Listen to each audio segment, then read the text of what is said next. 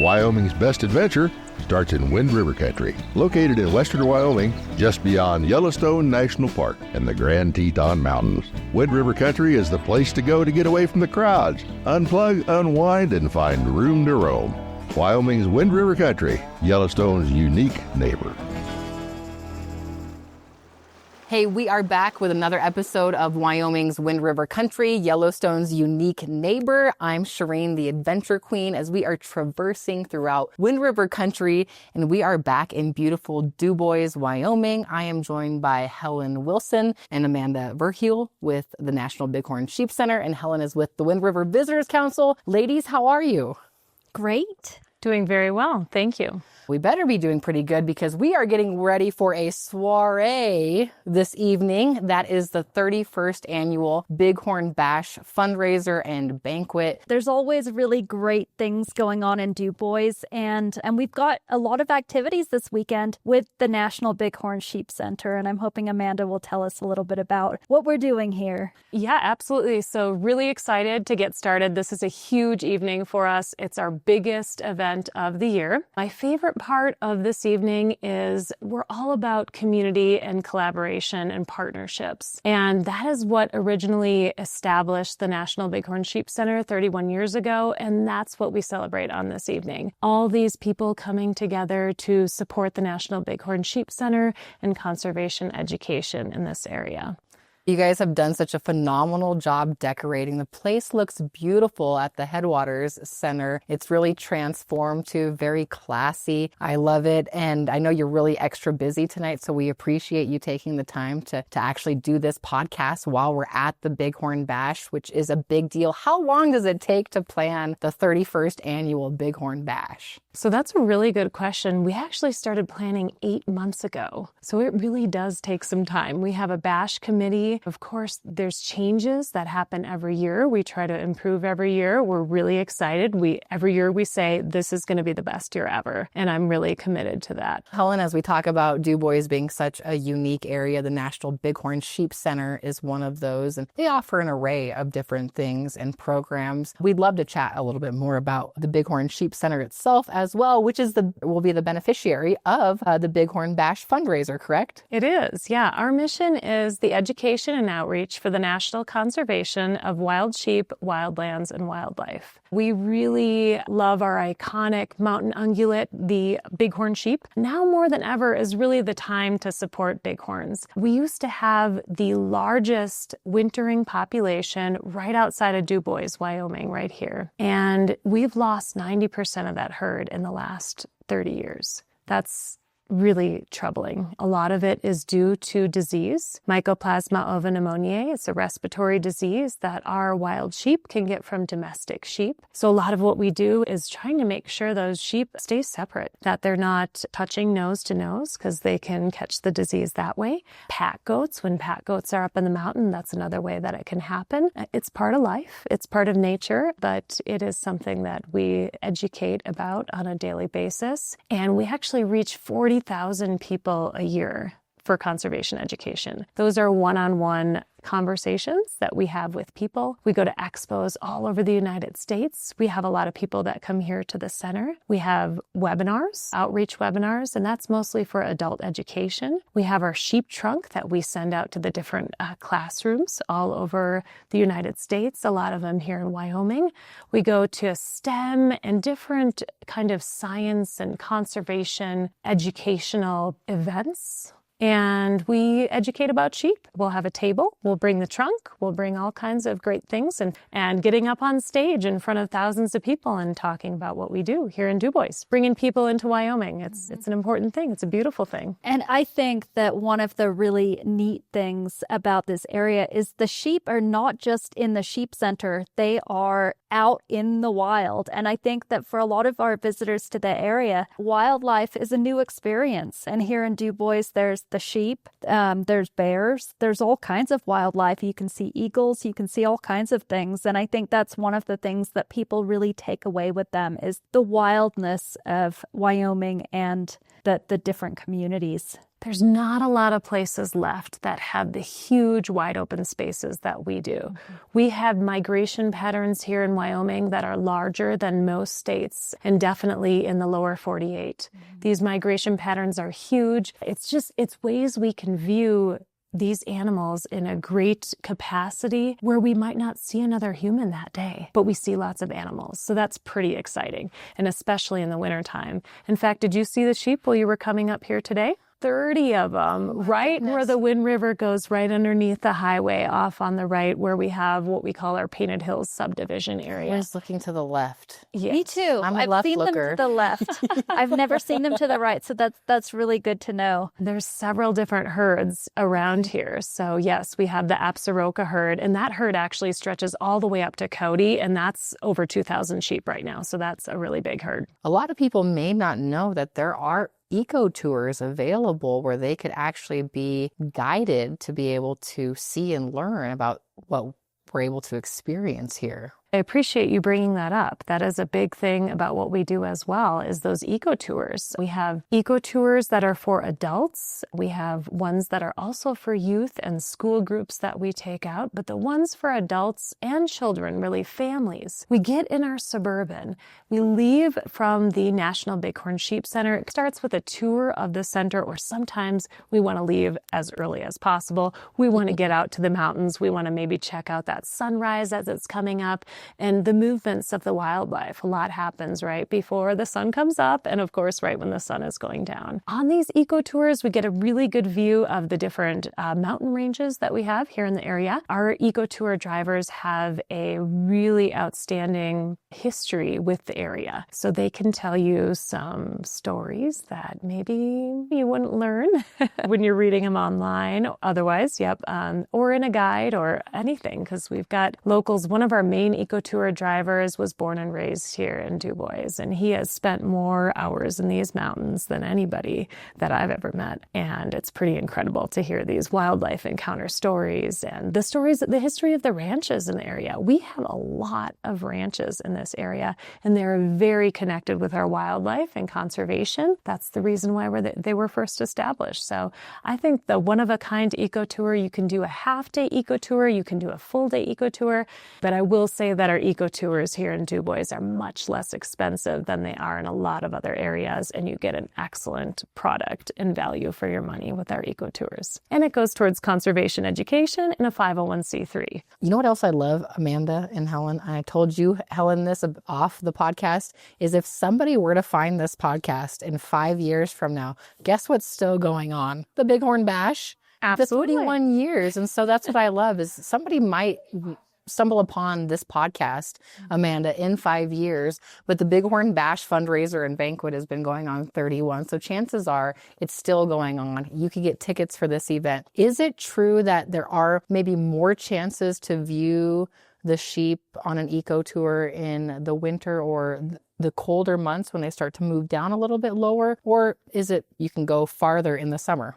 The best chance that you have of seeing a vast amount of sheep doing some incredible things is the last 2 weeks of November and the first 2 weeks of December. They really start coming down in November. And November, speaking of November, is usually when we have Bighorn Bash. It's traditionally always been in November. We had a bunch of wildfires out here in 2024, and this Headwaters Convention Center was actually full of firefighters and administrative people, so we couldn't hold our Bighorn Bash in the beginning of November. It wasn't cleaned up and ready to go. It's cleaned up and ready to go now. Winter, by and large, is the best time to view sheep. Really fall throughout spring. So we see them pretty regularly from October all the way up until May. We will be able to actually experience this, an immersive experience on the podcast where we can take you on an eco tour, give you a little bit of information, not too much, but we're going to go on an eco tour tomorrow morning, and we're going to be able to discuss, Helen, a little bit about what we see and what we can learn in this area, invite folks to come on these eco tours. I'm excited about that. I don't know what to expect, Amanda, but I know tonight is going to be ultra fun. I cannot thank you enough for having us up here. And I can't thank you guys enough for what you do for the sheep. I know it's a tough job. It's not easy. Like you said, 90% gone, mainly due to disease. And how do you combat that all the time? Great people like you, this fundraiser and sponsors, I'm sure are a big part of that. I'm going to add a little something to the Bighorn Sheep Center because I'm here a lot. I come here numerous times throughout the year. And the actual center itself, no matter what time of year, is an incredible place. You can learn a lot every single time you come. And for me, every time I come, I explore a different part of it in depth. And there's a great gift store. It's the official visitor center in Dubois. No matter what time of year people are coming, whether you're locals or visitors, you can really get that experience of lots of different things. I actually have purchased things in the gift store for Mother's Day for my mom last year and for friends. And there's always something new and exciting. And there's writers' retreats and there's been programs throughout the years that have been really good for lots and lots of people. So it's a great place, whether you're going to see the sheep or not. I think it's a great place to visit year round.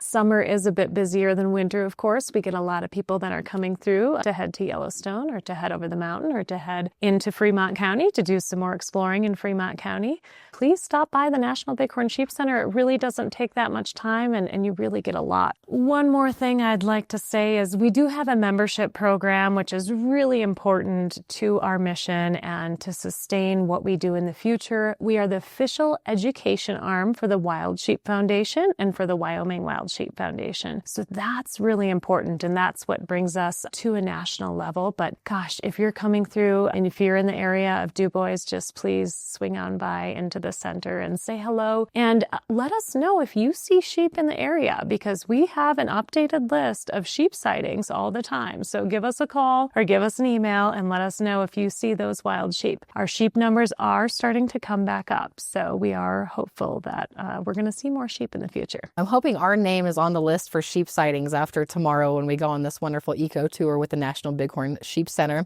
And as we continue this podcast, that's our next stop. All right, I'm ready for a fun night Bighorn Bash and then eco tour. Here we are. It's the day after the Bighorn Bash, which was a late night, and here we are out bright and early, ready for an eco tour with the National Bighorn Sheep Center. I'm Charene Herrera. Helen Wilson is with us. We have Amanda and Ben Verheul. This eco tour could not be better on a beautiful, crisp winter day, but I'll tell you what, this ride that you guys have is very luxurious and warm and nice, so it's perfect. Amanda, how was the event last night? The event was fabulous. I did hear from a lot of people that they had a wonderful time and that it was maybe the best event ever. I think we say that every year, but I think this year topped them all. So with the eco tours, guys, what can we expect? You can expect to learn a lot of names of places, names of drainages, names of mountaintops, names of ridges, the history of the ranches, the history of the land, the geology of the land, just a lot of internal local information that's hard to come by. Amanda and I spent the better part of 16 years at Ring Lake Ranch, and we got to talk to some phenomenal people up there. The game and fish biologist. We got to walk the petroglyphs with the best in the world. The information that we got to absorb up there was just astronomical. It was amazing. And it's fun to be able to share that. It's information that just goes away over time if it's not preserved and used and learned and appreciated. We're going to see some wildlife too. It's been a kind of a rocky year for wildlife viewing. The strange dry summer that we had that continued into fall, and the wildfires, months and months of smoke that the animals endured, and as us as people endured too. It changed a lot of stuff. Just being outdoors as much as we get to, and especially as much as I get to, I've noticed that all of the ruts were bumped back almost a full month. And this year, there were very few sheep that came off the rim because there wasn't enough snow to bring them down. Right. I mean, if it was a calm day, you could hear it, cracks coming from the top, but you just couldn't see it. So it was difficult. And the Game and Fish closes all that country. I think that it's great that local like yourself is guiding the eco tour. Amanda had talked earlier in the podcast about the years and years of living here, how it just comes secondhand in nature to you to be able to talk about these things and the history. Oh, there's some elk up there. Oh, that's elk. Nope, those are sheep. Oh, those are sheep? Yeah. Those are sheep? Yeah, Good job, Helen. Oh, man. We can go get close and personal with those sheep here. Hold on. Good eye, Helen. I was like, oh my, we're recording. I'm like, can I say anything? No, that was great. Our first sheep sighting within 5 minutes. How about that? That's amazing. Tours, do you usually see sheep or is Yes. it, you do? Okay. Yeah, I have a pretty good record about seeing sheep. In the summertime, it's really difficult, but there's some key areas that I'll point out up there, like I call it the vitamin store because it's their mineral licks. And the sheep, especially if they're raising lambs, they need to make a visit to that pretty often. It's comical in the winter because they eat the dirt and they use their muzzle to melt the frozen ground, and then they just nuzzle until they get enough to absorb it. And immediately when they lift their heads up and walk away, it freezes. So they have the cutest little chocolate milk mustaches all day. So you can tell when they've been to the mineral licks. And the mineral that they're looking for in there is selenium. It's a must. And we have a ewe that has a kind of a severely broken hock, and she's had it for 2 or 3 years now. And she is one of the few in the herd that will bring her lambs down weekly in the summer. So if you get lucky and book an eco tour on that day, we'll usually see a few. There's a ram right there, right? Yeah. Like a small one? There was a small one up on top from the other. The nice thing about these tours is you guys have binos too for people and for yourselves, which helps a lot. But honestly, these sheep are so close. It's like you almost don't even need them. There's not much cuter thing on the planet than a baby bighorn. And our lamb recruitment is a little bit better this year. It's getting better year after year. That's due to the Test and Remove program that the Game and Fish Department has started. Also in conjunction with Monteith's shop out of UW, Wyoming, doing a lot of research on sheep biology and the health of our local herd. Yeah, it's quite unique that Wyoming has Kevin and his crew able to work for conservation. I feel so fortunate and so glad that they're helping you guys protect these wonderful animals. And lamb recruitment, obviously very important. When are the lambs born? The lambing takes place, I would say, primarily in April and May. And some years it varies slightly with the snow melt because there's a certain area on the backside up here between the top of Whiskey Mountain and Ross Lake where there's these brilliant springs coming out of the meadow. There's a big ram. That's a ram. There's a big ram. Yeah. Oh my gosh. He's beautiful. Yeah. He's posing for you. That's a nicer ram that's been in here all year. So you can look at them and you can identify sheep sometimes? Definitely. But you can I can pick out a bigger ram from a long ways away. And the rams that lived here in the summer were basically 3-year-olds, young rams. And that one's not. That one's definitely a 6 to 8-year-old ram. He's mature. So these sheep are part of our Absaroka herd of sheep that come down here into the Painted Hills and into the subdivision and often are spotted just in the yards of the locals here in Dubois. Just one of those things that they really treasure and hold dear to be able to have right outside their front door. What's interesting about these is they're part of some sheep that were originally transferred from the Whiskey Mountain herd back in the late 80s. There were a lot of sheep, of course, from Whiskey Mountain that were transferred to many places throughout the Rocky Mountain, the greater Rocky Mountain area, to help build up their herds. That was a really successful program.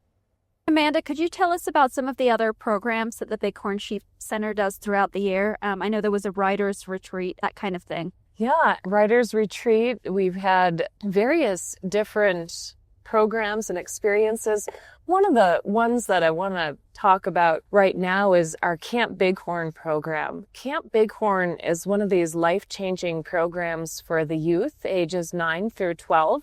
We have Camp Bighorn in the beginning of July, actually the last day in June, I think, in 2025, June 30th through July 4th or 5th is going to be our next Camp Bighorn. In Camp Bighorn, the programs, the variety of programs that we have, and it's up this valley at the conservation camp. The conservation camp was established for conservation education years ago by Charlie and Sue Beck, deeding the land to the Audubon Society originally, and now Game and Fish Department owns that land. But just a rare opportunity to be able to stay up at that camp and to learn about bighorn biology for these youth. We do programs on the history of weaponry, how to use an atlatl, So cool. artifacts. We have water ecology, medicinal and edible plants, backpacking 101, just really a wide range of activities, and the taxidermy. So these kids actually learn taxidermy and artwork while they're there, just really giving them an opportunity to figure out what careers they want to go into in life. And I've talked to a lot of these kids that get out of this camp, and it really does change the pathway that they set themselves on as they're trying to figure out what they want to do when they grow up. They're our future.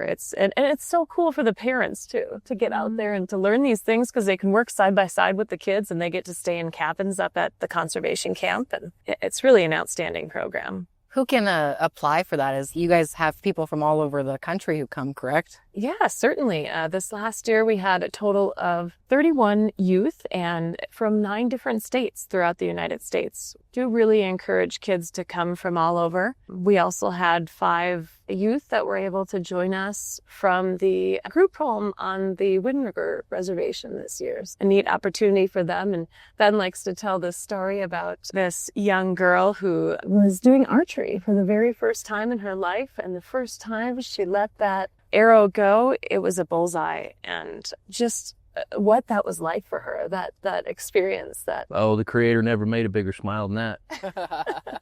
It was phenomenal. She was a sweet young native gal, and she's holding the bow in her hands, and it looked foreign to her. And I said, "Have you ever done this before?" And she said, "No, I've never held one of these before." And I said, "It's okay, it's easy." And I described to her how it all worked, and she did exactly what I said, word for word. And for that age group, that doesn't always happen. Right. She did it just perfect, and that arrow, if you'd have had a protractor, couldn't have got it any closer to the center. And it just lit her. It made camp for me. I bet she's never forgot that. Nope. And here we have some mule deer passing through. This is a Wow. super duper winter range for the mule deer out in these juniper breaks. That country out there, being all private ground, is a sanctuary for wildlife in a huge way. Our mule deer need help as well. They do. Nationwide. Mm-hmm. We have a lot of riparian habitat that's crucial for the migration of our mountain ungulates. And Helen, you asked me about the different programs that we have at the National Bighorn Sheep Center. We welcome quite a few visitors through the center just for regular tours throughout the year, and we are working right now on upgrades in the museum. Pretty exciting stuff going on, spending quite a bit of money to do some upgrades at the center. That's going to happen in the next couple of years here.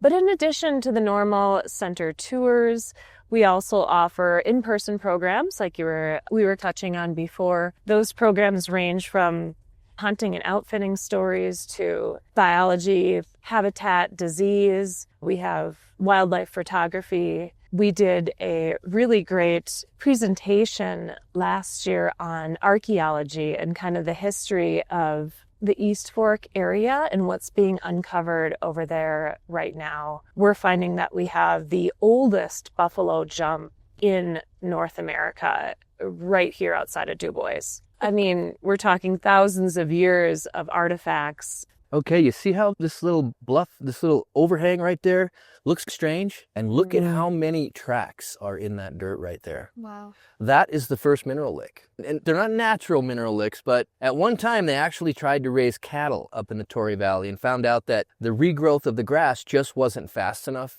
to make its worth it. So they would drop salt licks up here.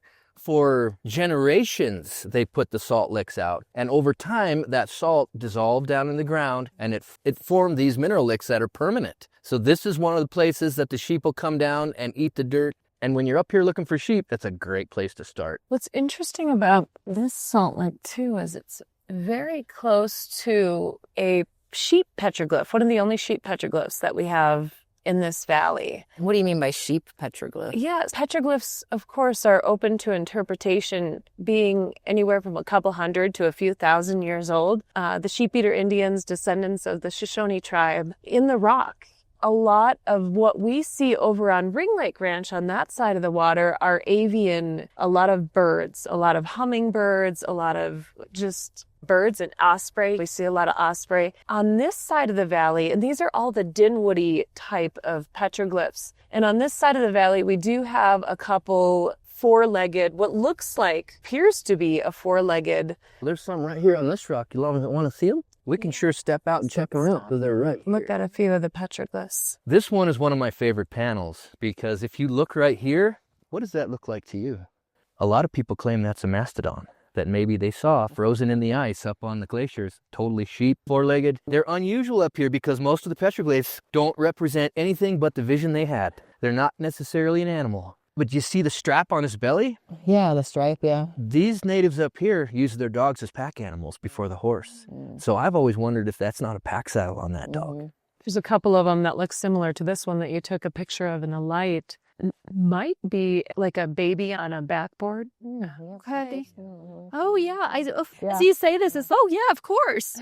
The really cool thing about a petroglyph, we'll never know what they really mean. So our grass and our range on this side of the Wind River Mountains is a lot drier than it is, say, like on the Pinedale side. And we're noticing that our sheep on the Pinedale side are pretty much like the fattest sheep we have around.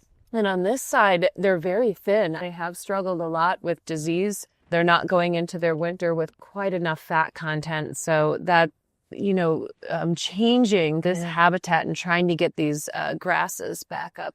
Right here is usually ground zero for the rut. This got done redoing this meadow. They burned it off and they did an oat cover crop, and they're bringing back the more natural range grass. This big wild ryegrass that's along the sides of the road, not much eats that. It's too big and grainy, and it's got to be uncomfortable in their mouth. So not much wildlife eats that big tall grass.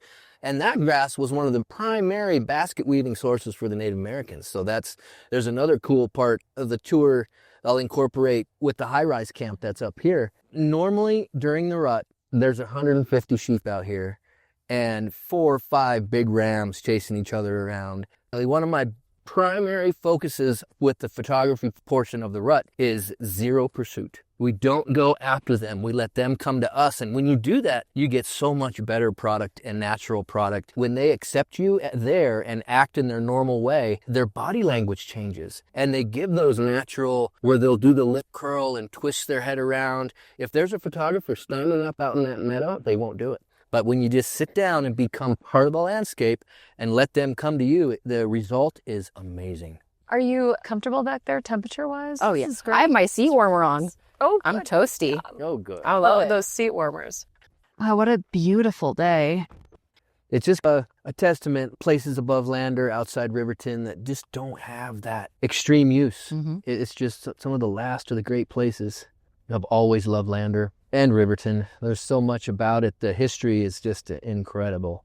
I believe there are 7 different species of sagebrush. In Wyoming, or? And it's not because this sagebrush is in Wyoming, but this is actually called the Wyoming sage. Do sheep also eat bitterbrush like mule deer? Absolutely. They'll browse whenever they have to. So right here is the upper mineral lick. You see how those spots are just nibbled down? And they're just full of tracks? Yep. So whenever I'm up here and I'm looking for sheep, I come here to see if there are any fresh sheep tracks. And that's when I know that, okay, the odds are good we'll see them today, or there's not a fresh track here for a week. That little rock outcropping is one of the most sheep, if they're standing here and a vehicle comes, they'll go up there and stand and look at you. So they give you the most incredible photo op ever. It's just a natural thing for a sheep to want to be above you and look down to see what you are. So the Wind River Mountain Range is glacial. It's glacial formed. And across the way, a valley, you've got the Absaroka Mountain Range running into the Owl Creek Mountain Range, running all the way down to Copper Mountain and beyond. The Wind River Range is glacial.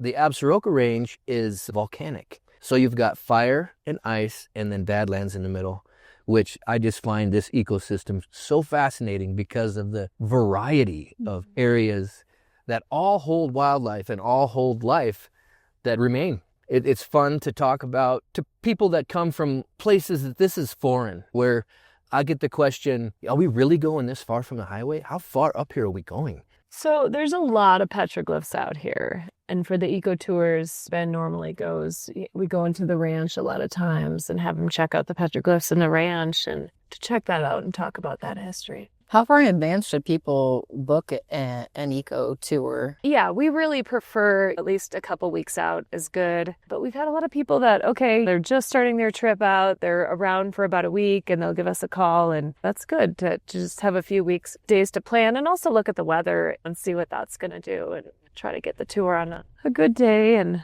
nice ram heading towards Ring Lake Ranch. He was just at this salt lick. Thanks for the heads up. it might be worth driving down the... He might be down getting a drink right now. Yeah, that's why I was wondering if we wanted to go... Let's go see if he's in the water getting a drink. I'm wondering if this vehicle's not sitting watching him. He might be coming down their normal corridor. But the bridge is a neat place to see anyway. It's funny that he was at that salt lick right after we were talking about it. Oh, he's behind us. Yes? He is. Oh, right gosh, there. it's beautiful. Gosh. I'm going to move up a little bit, and we can just step out and take as many pictures as we want. Oh, he's moving now. Oh my gosh, how majestic. There he goes. Hops up. Going somewhere he likes. Oh, look at that. If he gets up, he's just going to stand there and pose. They're so hard to see in the trees. Yeah, do you see him? No. He's right. You see the big dead tree, the giant boulder to the left? Oh, there he is. Here. Somewhere on the phone, I have a picture of 33 rams like that laying right here. We spent the whole day here, and in that bunch was, I think, the largest ram I've ever seen up here. He was absolutely amazing. Thanks for tuning in to Wyoming's Wind River Country, Yellowstone's unique neighbor. Visit us at windriver.org and follow Wyoming's Wind River Country on Facebook and Instagram. This podcast has been brought to you by the Wind River Visitors Council.